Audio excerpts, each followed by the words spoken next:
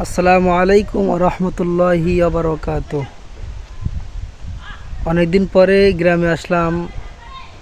গ্রামে এসে প্রকৃতির সান্নিধ্যে মাঠে ঘুরতে এলাম। ভিডিও করার এখানে একটি কারণ হলো সুস্থ থাকার জন্য নির্মল প্রাকৃতিক আবহাওয়ার প্রয়োজন, যেটা শহরে পাওয়া খুবই দুরূহ, অনেকটা নেই বললেই চলে। সুস্থ থাকতে হলে গ্রামের এই নির্মল প্রকৃতি খুবই দরকার, যেখানে খোলা আকাশের নিচে নির্মল বায়ু মনটা শান্ত করে দেয়। মহান রব্বুল আলামিনের নিয়ামত।